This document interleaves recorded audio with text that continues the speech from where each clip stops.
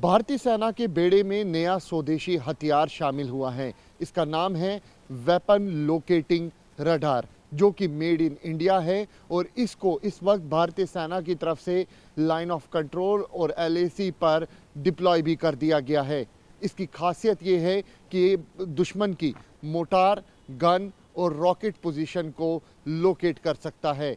अगर मोटार की 20 किलोमीटर के रडार में है तो उसको डिटेक्ट करेगा, गन अगर 30 किलोमीटर के रडार में है तो उसको लोकेट करेगा, और अगर रॉकेट है तो उसको 40 किलोमीटर के रडार में लोकेट करेगा। यानी कि तीनों जगहों की पोजीशन, एक्चुअल पोजीशन क्या है, इसको ये गन वेपन रडार जो है वो लोकेट कर सकता है। वहीं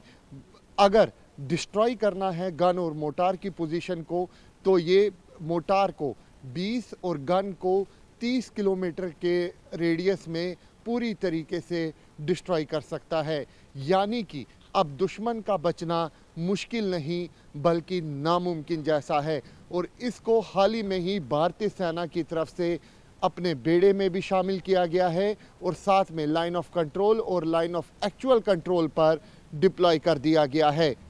देखिए, भारत ने अब अपना जो स्वाति रडार है, जो एक वेपन लोकेटिंग रडार है, उसको हमारे लाइन ऑफ कंट्रोल के ऊपर जो है वहाँ तैनात कर दिया है। ये इसलिए किया है बेसिकली कि देखते हुए कि पाकिस्तान जिस हिसाब से हर बारी ये इन्फिल्ट्रेशन कराने में लगा हुआ है, साथ में ड्रोन्स के ज़रिए वहाँ पे अपने ड्रग्स और साथ में हथियार वगैरह भेजने में लगा हुआ है, तो कल को कहीं ये ना हो कि पाकिस्तान ऐसा कोई मिस एडवेंचर करे कि कहीं से अपना वो जो है मिसाइल्स हैं या रॉकेट्स हैं या और किसी तरीके से बमबारी वगैरह, जैसे अभी हमने देखा कि अर्निया सेक्टर के अंदर जो है वहाँ पे इसने फायरिंग शुरू कर दी थी और मोटार वगैरह के साथ भी इसने जो है इस्तेमाल किया है वहाँ पे, तो ये दोबारा ना वहाँ पे करे, तो इसीलिए ये रडार जो है वहाँ पे डिप्लॉय कर दिए गए हैं। अब इन रडार्स की खासियत ये है कि ये जो है रॉकेट्स, मोटार शेल्स, साथ में हमारे जो आर्टिलरी शेल्स हैं, इनके जब भी फायर होता है कहीं से वो उसको ट्रैक कर लेता है। दूसरा, ये जो है उनकी गन पोजीशन जो हैं, कहाँ से किस जगह से फायर हुआ है वो भी पता लगा लेता है। और ये जो रियल टाइम के अंदर ये इंफॉर्मेशन जो है, ये अपनी जो हमारी आर्टिलरी गन्स वगैरह हैं या हमारे जो हेडक्वार्टर्स हैं, उसको इमीडिएटली ये इंफॉर्मेशन चली जाती है। रेंज इसकी जो है तकरीबन जो ये 30 किलोमीटर तक का जो है ये अपना जो आर्टिलरी शेल्स है, 40 किलोमीटर तक की इसकी जो है क्षमता है रॉकेट्स डिटेक्ट करने के लिए, और 20 किलोमीटर तक का मोटार शेल जो है वहाँ डिटेक्ट कर सकता है। इसका मतलब कि जो पाकिस्तान अगर इतनी दूरी पे से अपनी गन पोजीशन से वहाँ से भी फायर करेगा तो ये यहाँ पे डिटेक्ट हो जाएगा। और सबसे बड़ी खासियत ये है कि ये एक ना बहुत ही वर्सेटाइल सिस्टम है। ये मोबाइल है, इसको जो टाटा चेसिस के ट्रक चेसिस के ऊपर इसको माउंट किया गया है, तो इमीडिएटली एक जगह से दूसरी जगह और इसको एक जगह से